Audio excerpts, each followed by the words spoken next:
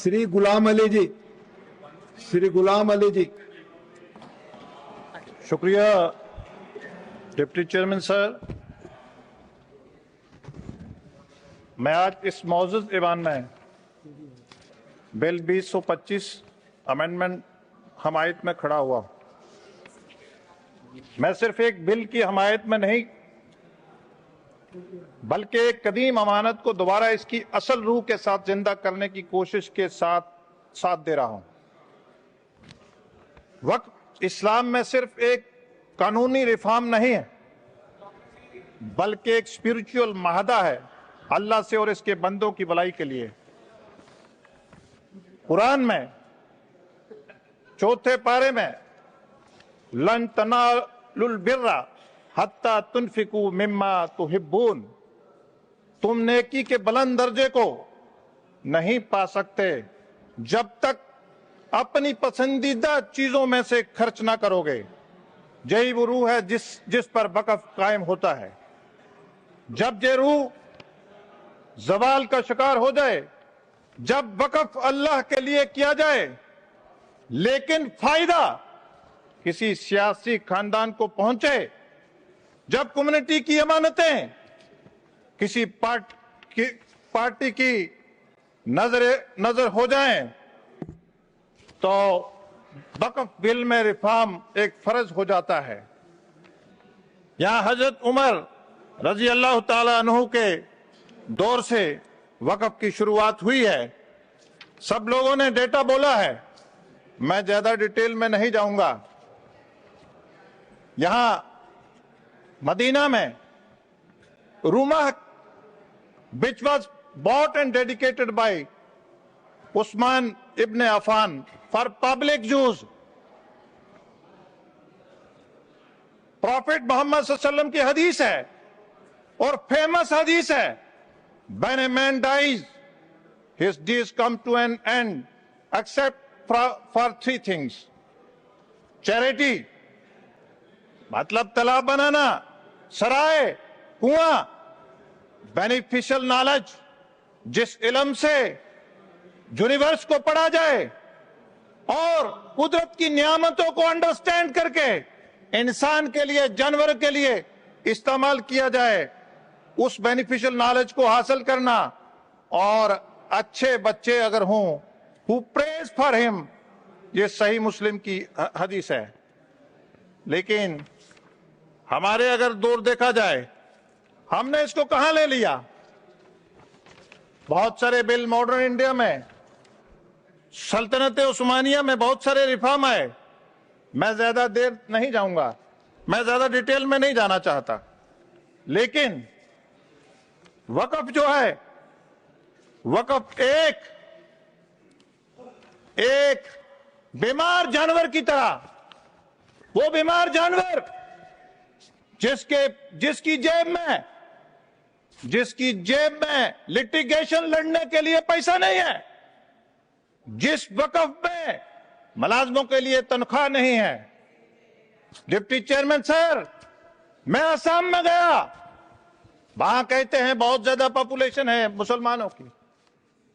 कौन रहे सत्ता में वहां 11 मुलाजिम तनख्वाह किससे लेते हैं?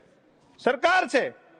दफ्तर का है वक़्फ़ हुकाम का, रेंटेड बिल्डिंग पे बड़ी बड़ी बातें करते हैं।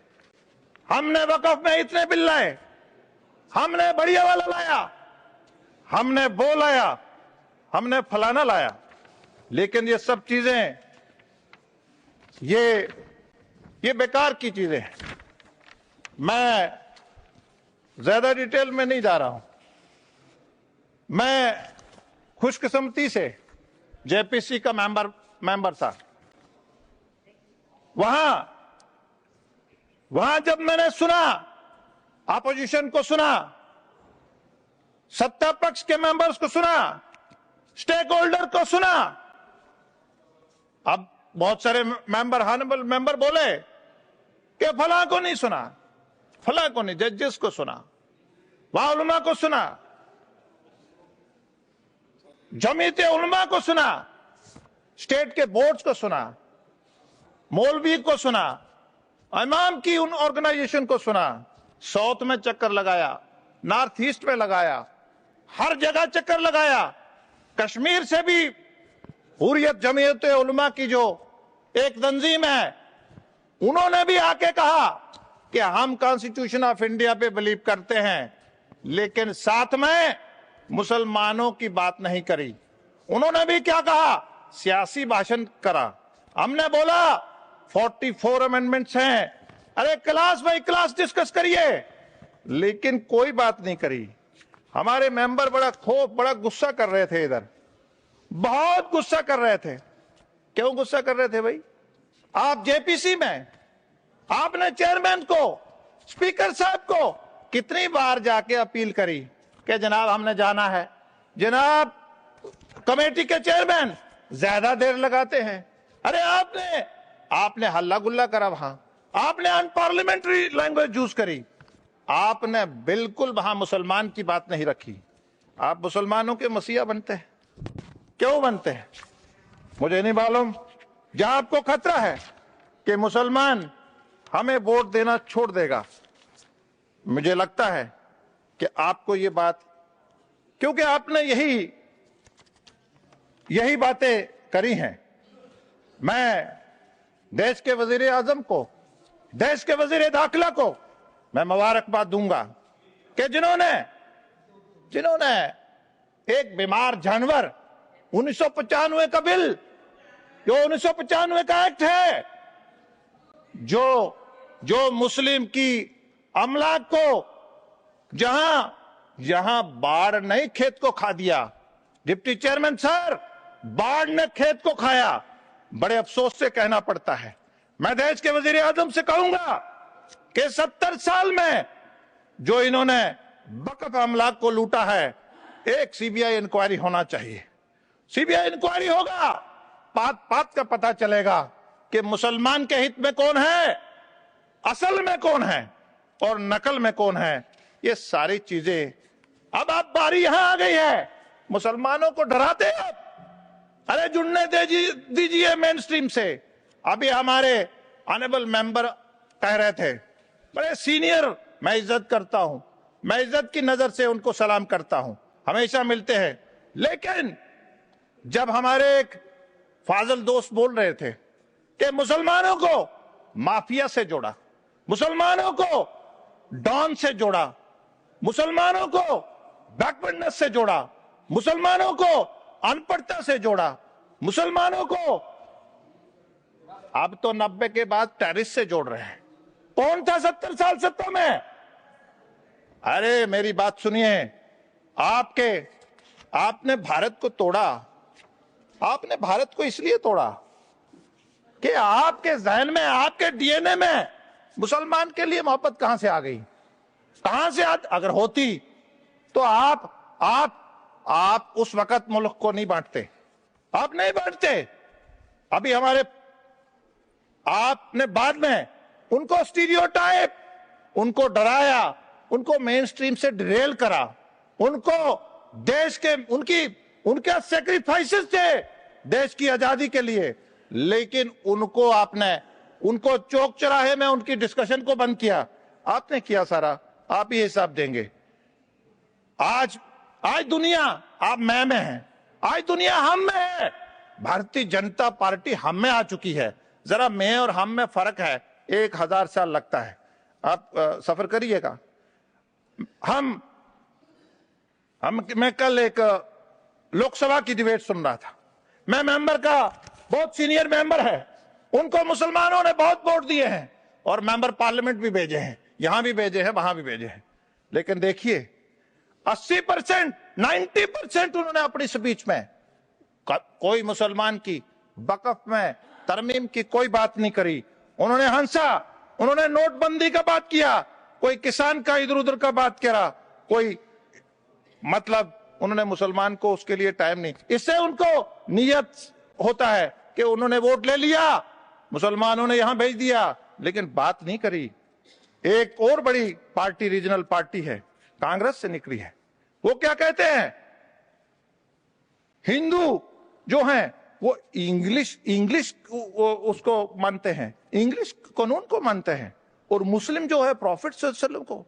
अरे मुसलमान, भारत के मुसलमान के लिए आप इतनी साजिश रच रहे हैं कि उन्होंने क्या बोला? अरे मुसलमान जिस देश में रहता है ना, हिब्बुल बतने निस्बल ईमान, अरे उस देश से मोहब्बत करता है। मुसलमान कभी गद्दारी नहीं करता। आपके सामने मैं और कुछ चीजें रखना चाहूंगा।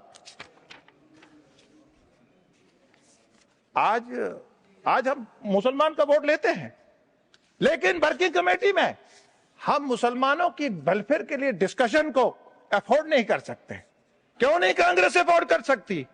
इसलिए अरे नरेंद्र मोदी जी से सीखिए। हैदराबाद में अपनी वर्किंग कमेटी में बोलते हैं मुसलमान के यहाँ एक हाथ में कुरान होना चाहिए, दूसरे में कंप्यूटर होना चाहिए। आपको क्या तकलीफ है? अगर मुसलमान स्टार्टअप स्टैंड अप के जरिए विकसित भारत में मोदी जी का साथ देना चाहता है, दुनिया की सबसे अजीम ताकत बनना चाहता है, आप क्यों उसको बैकवर्ड रखना चाहते हैं? मुझे मालूम नहीं कि आप उससे जुल्म क्यों करते हैं।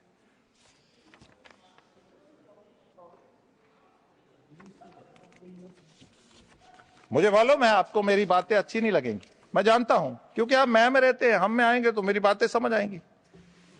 एक मेरे दोस्त सुबह बोल रहे थे, अरे आप कांग्रेस से हैं, बड़े इंटेलेक्चुअल हैं, गुस्सा करते हैं, लेकिन सुनिए क्या बोलते हैं कि परसेप्शन में कहां है, परसेप्शन नैरेटिव में कहां है, पर्सनल लॉ के साथ, प्रैक्टिस में कहां है, बीएनएस के साथ। प्रैक्टिस में कहां है? बीएनएस के साथ। और बोर्ड के लिए क्या बोलते हैं? हम यूसीसी के लिए तैयार हैं।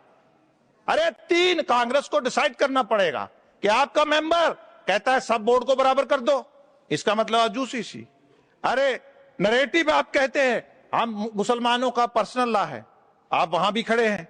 प्रैक्टिस में आप बीएनएस को एंजॉय करते हैं। आप पे थेफ्ट पे, चोरी पे हाथ नहीं कटते हैं। मुस्लिम पर्सनल लॉ लगाएंगे तो थेफ्ट पे हाथ कटेंगे, अडल्ट्री पे 100 कोड़े बरसे जाएंगे। और अगर आप शादीशुदा है, अरे एंजॉय करते हो बीएनएस, और बात करते हैं किसकी? जनाब पर्सनल लॉ होना चाहिए। अरे अडल्ट्री, शादीशुदा अगर अडल्ट्री करेगा ना तो चौक में पत्थर से मारते हैं। अभी हमारे, आपने तीनों बातें कही, रिकॉर्ड में है, मैं कोई अपनी उसमें नहीं कह रहा हूं, आप रिकॉर्ड चेक कर लीजिए। अभी केरला की बात हुई, केरला के लिए कांग्रेस और टीएमसी दोनों कह रहे हैं कि जिनके पास वो प्रॉपर्टी है हम दे देंगे। अरे 1995 एक्ट के तहत देंगे, जब 225 एक्ट के तहत देंगे। आप सदन को बताइए, आप कैसे उस प्रॉपर्टी को दे सकते हैं? एक शख्स बोल रहे थे, एक हमारे आने वाले एमएलए बोल रहे थे, वो क्या बोलते हैं? कहते एंटी फेडरल है।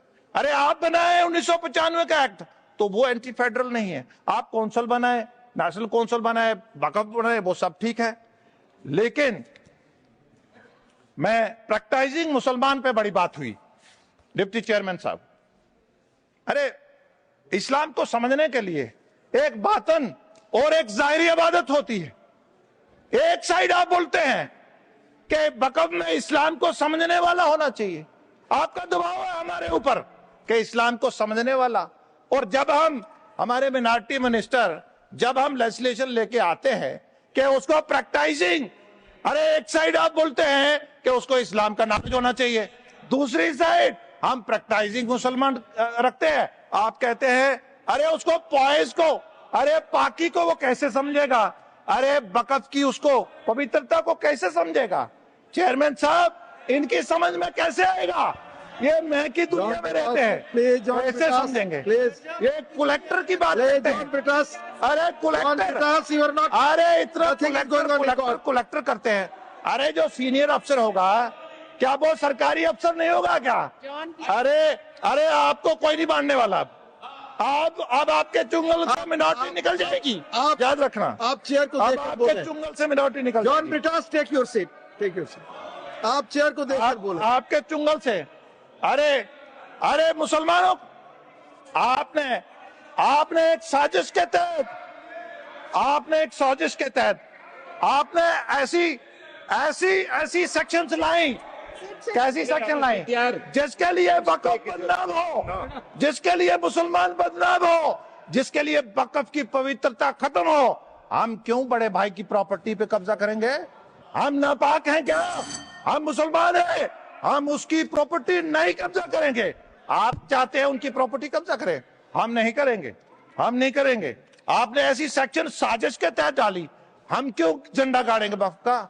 हम क्यों गाड़े किसी की प्रॉपर्टी पे? हम अपनी डोनेशन वाली प्रॉपर्टी का रिकॉर्ड देखेंगे। अरे आप सुनिए ना, अब थोड़ा सब्र से सुनिए ना। अरे सुनिए, अरे आपके पास अब मुसलमान नहीं रहने वाला, वो वक्त चला गया, अब वो चला गया। आप अरे ट्रिब्यूनल का संबोधित करिए और कंक्लूड करिए। अरे यूनिफाइड वक़्फ़, अरे नाउमीदी, अरे नाउमीदी। डिप्टी चेयरमैन सर, कंक्लूड करिए। चेयरमैन सर, हम नॉर्थ ईस्ट में गए, वहां ट्राइबल का जमीन, वहां ट्राइबल ने मुसलमानों को कब्रिस्तान के लिए गिफ्ट दिया है। तो ये क्या बोलते हैं कि मुसलमानों आप ट्राइबल की जमीन पे भी जाओ, ट्राइबल ने पहले हमें गिफ्ट दिया, नॉर्थ ईस्ट में हम गए। अरे आप सुनिए, अरे सुनिए, अरे आपको मालूम नहीं है, पहले क्या देखिए आप। गुलाम अली जी, आपका समय खत्म हो चुका है, कंक्लूड करिए। चेयरमैन सर वाकिफ की मंशा से वक़्फ़ चलता है। इन्होंने हजारों प्रॉपर्टी का टाइटल चेंज करा। आप कौन होते हैं वाकिफ की मंशा को चेंज करने वाले? आपने समय खत्म हुआ। अदर रिलीजन की बात करी, आपका समय concluding, I am concluding sir. Amarnath में ये अदर मुसलमान, ये मुसलमानों के बिना और कौन आ गया? अरे सुनिए, अरे section 4 3rd does not mention that distinguished person in the field of administration, legal affair or financial matter have to be necessarily, सुनिए, श्री अमरनाथ में हैंसन, ओ सुनिए, अरे बोध गया में सुनिए, this act provide for the formation of, अरे मेरी बात सुनिए, बोध गया में क्या बाकी लोग नहीं है क्या? बाकी लोग नहीं है क्या? अरे कंक्लूड करिए गुलाम अली जी। मुस्लिम के बाद बात कर रहे हैं, उनको नाराज हो रहा है। आपने वैष्णो देवी, कंक्लूड करिए sir. I am concluding. Vaishno Devi पे जब हमने वैष्णो देवी में जब रिफॉर्म लाए, वहां के हमारे साधु समाज ने बहुत रेजिस्टेंस करी। डिप्टी चेयरमैन सर, आज वहां बोर्ड बना, श्राइन बोर्ड बना, आज वहां यूनिवर्सिटी बनी, आज वहां सुविधा है, आज वहां कैंसर अस्पताल बना, लेकिन 70 साल में आपका हिसाब हम सीबीआई के जरिए लेंगे। आपने लूटी है प्रॉपर्टी, हम लेंगे सर। इन्होंने मासूम, ये मुसलमानों का मसीहा बनते हैं। पिछले 30 सालों में 40,000 से ज्यादा मासूम इन्होंने कब्रिस्तानों में सुला दिए। आज इनको धन्यवाद। आज इनको कंक्लूड करिए सर। गुलाम अली जी, कंक्लूड करिए। आई एम कंक्लूडिंग। हमारे यहाँ बोलते हैं, अरे बीजेपी ने एमपी नहीं बनाया, बीजेपी एमएलए को टिकट नहीं देता। अरे आप 70 साल सत्ता में रहे, आप बताइए स्टेट वाइज चपरासी कितने मुसलमान बनाए? आपने स्टेट कैडर के कितने मुसलमान बनाए? आपने कितने आईएएस अफसर मुसलमान बनाए? अरे बात सुनिए ना, अरे फेलोशिप की बात करते हैं, अरे बजट कम हो गया इसकी बात करते हैं। आप मुसलमान के विरोधी हैं। मैं कंक्लूड करूंगा, मैं कंक्लूड करूंगा कि सर आज जरूरत है कि हम इस बिल की हमायत करें, ताकि वक़्फ़ दोबारा कम्युनिटी की रूहानी और माशी ताकत बने, ताकि वो मसाजिद, वो मदारस, वो कब्रिस्तान, वो खस्ता हाल शिकार जो प्रॉपर्टीज है, इन्हें दोबारा सुनवारा जा सके। धन्यवाद से कंक्लूड कर रहा हूं सर। धन्यवाद। परों को खोल, जमाना उड़ान देखता है, परों को खोल, जमाना उड़ान देखता है, जमीन पे बैठ के क्या आसमान देखता है। शुक्रिया, जय हिंद। धन्यवाद। माननीय प्रमोद जी रूल, माननीय Pramod ji rule. Deputy chairman साहब, रूल 37 267 237 जी समय के आवंटन के आदेश में कोई परिवर्तन नहीं किया जाएगा जब तक कि सभापति ऐसा न करें जो राज्यसभा का अभिप्राय उनका मंतव्य मालूम करके इस बात से संतुष्ट हो जाएं कि ऐसे परिवर्तन के लिए सामान्य सहमत है। ऐसा परिवर्तन, मैं एक अनियमितता से सदन को बचाना चाहता हूं। मेरा कोई उद्देश्य किसी के खिलाफ नहीं है, पर एक अनियमितता हो रही है, मैं उसकी तरफ ध्यान खींच रहा हूं। आप मेरी ख्याल से समझने के बाद सहमत हो जाएंगे।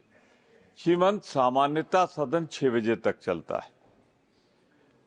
इस समय 11:44 हो गए, तो 6 बजे के बाद समय अगर बढ़ाना है तो सबकी अभिप्राय, सबकी राय ली जाएगी। दूसरा, जो बीएससी थी जिसमें आप भी थे, हम भी थे, सभी लोग थे, इसमें हमने 8 घंटे के लिए आवंटित किया था। तो 1 बजे से 8 घंटे जोड़ लीजिए, 9 बज गए। तो ये 2 घंटे 44 मिनट से जो सदन चल रहा है, इसके लिए सैंक्शन किसकी है?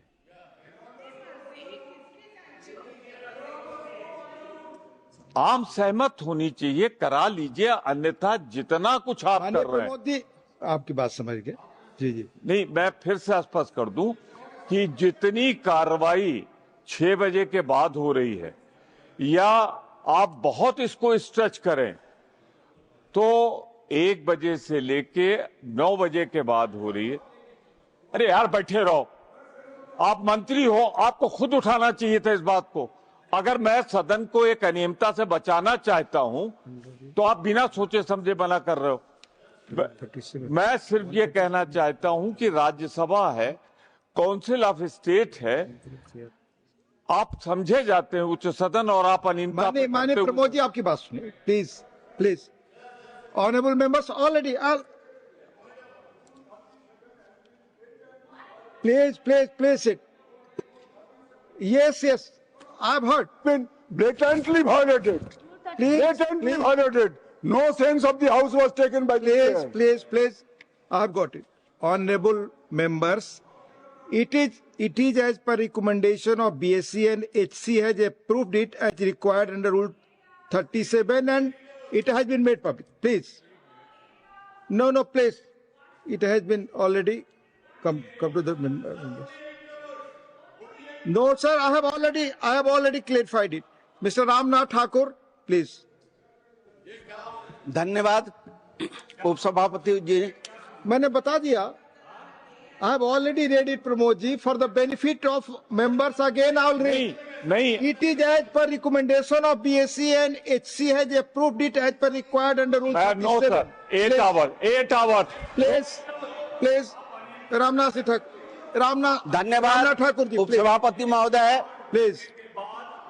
मैं Ramnath Thakur. सबसे पहले It's going on record, please.